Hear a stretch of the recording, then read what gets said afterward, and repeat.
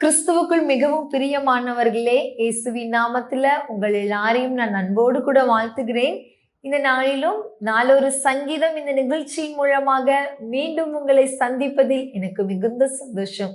இன்றைக்கும் 25வது சங்கீதத்தை தியானிக்க போகிறோம். இது தாவீதின் சங்கீதம். அவர் நெருக்கத்தில் இருந்தபோது பாடின 7வது சங்கீதம். இதில் மொத்தம் 22 வசனங்கள் உள்ளது. இன்றைய தியானத்திற்கு ஆதாரமாக நான் 9வது வசனத்தை வாசிக்கிறேன். சாந்த குணம் உடையவர்களை நியாயத்திலே நடத்தி சாந்த குணம் உடையவர்களுக்கு தமது வழியை போதிக்கிறார். ஆண்டவர் சாந்த குணம் உடையவர்களை நியாயத்துல நடத்தி அவர்களுக்காக தமது வழியை போதிக்கிறவராயிருக்கிறார். சாந்த குணம் என்றால் பொறுமையை இழக்கக்கூடிய சூழ்நிலை வரும் பொழுது நம்ம அமைதலாய் தன்னை கட்டுப்படுத்தி ஆளுகிறத தான் சாந்த குணம் என்கிறோம்.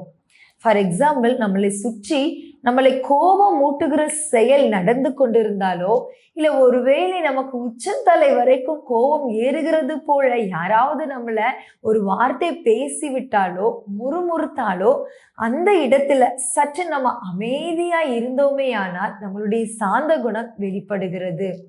வேதத்துல கூட ஒருவரை பற்றி ஆண்டவர் நற்சாட்சி கொடுத்திருக்கிறார், அவர் சாந்த குணமுடையவர் என்று. என்னாகமம் 12வது அதிகாரம் 3வது வசனத்துல மோசையை பற்றி ஆண்டவர் சொல்லுகிறார், மோசே பூமியில் உள்ள சகல மனிதர்களை பார்க்கிலும் மிகுந்த சாந்த குணம் உடையவனாய் இருந்தானாம். ஏனென்றால் மிரியாமும் ஆரோனும் அவனுக்கு விரோதமாக எழும்பி பேச ஆரம்பிக்கிறாங்க. உடனே அந்த இடத்துல மோசே ஒரு வார்த்தையும் பேசாம அமைதலா இருந்தபடினால ஆண்டவர் அவனுக்காக பேசுகிறார். என்ன சொன்னார் தெரியுமா? 9வது வசனத்துல இப்படியாய் சொல்லப்பட்டிருக்கிறது, நான் அவனுடன் மறைபொருளாக அல்ல முகமுகமாகவும் பிரத்யட்சமாகவும் பேசுகிறேன். அவன் கர்த்தரின் சாயலை காண்கிறான்.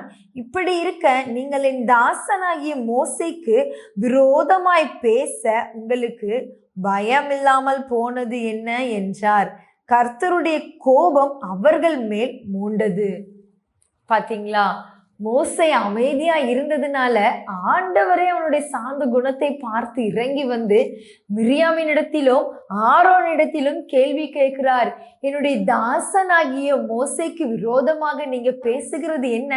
உங்களுக்கு பயம் இல்லாம போயிட்டான்னு சொல்லி அவருடைய கோபம் அவர்கள் மேல இறங்கினதை பார்க்கிறோம். எனக்கு அருமையான தேவ பிள்ளைகளே, உங்க வீட்டுல அநேக நேரங்களில் உங்களுடைய குடும்பத்தார்கள் மூலியமாக, மனைவி மூலியமாக, இல்ல கணவர் மூலியமாக, இல்ல பெற்றோர்கள் மூலியமாக, உங்களை சுற்றி இருக்கிற சூழ்நிலைகள் மூலியமாக அதிகமாய் கோவப்படுகிறீர்களா? நீங்கள் எரிச்சல் அடையும் வண்ணமாக உங்களுடைய சூழ்நிலை அமைந்திருக்கிறதா? எனக்கு அருமையான தேவ பிள்ளைகளே, எந்த இடத்திலும் நீங்கள் கோவப்படாமல் அந்த இடத்துல அமைதலா இருந்து விட்டால் ஆண்டவர் உங்களுக்காக அவர் கேட்கிறவராய் இருக்கிறார். உங்களை அவருடைய வழியில அழகாய் நடத்துகிறவராய் இருக்கிறார். உங்களுடைய சாந்த குணம் அந்த இடத்துல வெளிப்படுகிறதா இருக்கிறது. சாந்த குணம் உடையவர்கள் பாக்கியவான்கள், அவர்கள் பூமியை சுதந்தரித்து கொள்ளுவார்கள் என்று வேதம் சொல்லுகிறது. தேவனும் மிகுந்த சாந்தமுடையவராகவே நம்ம இந்த பூமியில வாழ்ந்து போயிருக்கிறார். எனக்கு அருமையான தேவ பிள்ளைகளே, நீங்க சாந்த குணத்தை உடையவர்களா இருக்கும் பொழுது இந்த பூமியில இருக்க எல்லாவற்றையும் நீங்கள் சுதந்தரித்து கொள்ளக்கூடிய அதிகாரத்தை ஆண்டவர் உங்க கரங்களில கொடுத்திருக்கிறார். எந்த சூழ்நிலையிலும் உங்க பொறுமையை இழக்காதபடிக்கு நீங்க சாந்தமா இருப்பீர்களானால் ஆண்டவர் நிச்சயமாய் அவர் உங்களை நியாயத்துல நடத்தி அவர் தம்முடைய வழிகளை உங்களுக்கு போதிப்பார். சாந்தம் ஆவியின் கனிகளில ஒன்றாக சொல்லப்படுகிறது. எனக்கு அருமையான தேவ பிள்ளைகளே, எல்லாரிடத்திலும் அன்பாகவும் கனிவாகவும் பேசுங்கள். எதற்கெடுத்தாலும் கோவப்படாமல், எரிச்சல் அடையாமல், விரோதமாகவும் முறுமுறுக்காமலும் இன்றைக்கு நீங்கள் சாந்தமாக இருப்பீர்களானால் நிச்சயமாய் ஆண்டவர் உங்களை ஆசீர்வதிப்பார். கண்களை மூடி ஆண்டவர் அப்படிப்பட்டதான கிருபையை நமக்கு தரும்படிக்காக ஜெபிப்போமா? தகப்பனே, மை துதிக்கிறோம் அப்பா, மை ஸ்தோத்தரிக்கிறோம் ராஜா. இந்த நேரத்திலும் சாந்த குணம் உடையவர்கள் பாக்கியவான்கள், அவர்கள் பூமியை சுதந்தரித்து கொள்ளுவார்கள் என்று நாங்கள் பார்த்தோம் அப்பா.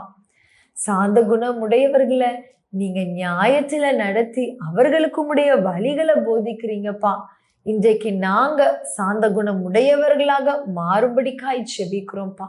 இந்த நிகழ்ச்சியை பார்த்து கொண்டிருக்க தம்முடைய பிள்ளைகள், எனக்கு கோபத்தை கட்டுப்படுத்தவே முடியல, என்னுடைய பொறுமையை அநேக நேரங்களில நான் இழந்து விடுகிறேன் என்று சொல்லுவார்கள். ஆனால் இன்றைக்கு தேவனுடைய மிகுந்த சாந்தத்தை அவர்களுக்கு கொடுப்பீராகப்பா. உம்முடைய சாந்த குணத்தை அவர்கள் பிரதிபலிக்கிற பிள்ளைகளாக மாறும்படிக்காய் நான் செபிக்கிறேன்ப்பா. அப்படியாக உம்முடைய கரத்துல ஒப்பு கொடுக்கிறேன்.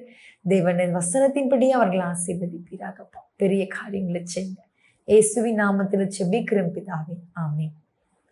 எனக்கு அருமையான தேவ பிள்ளைகளே, எந்த சூழ்நிலைகளையும் உங்கள் பொறுமையை இழக்காதபடிக்கு நீங்க சாந்த குணம் உடையவர்கள் என்று இந்த உலகத்திற்கு வெளிப்படுத்துங்கள். இந்த பூமியில் உள்ள எல்லாவற்றையும் நீங்கள் சுதந்திரிப்பதற்கு ஆண்டவர் உங்கள் கரங்களில கொடுப்பார். ஆண்டவர் நிச்சயமா இந்த வசனத்தின்படியே உங்களை ஆசீர்வதிப்பார். God bless you.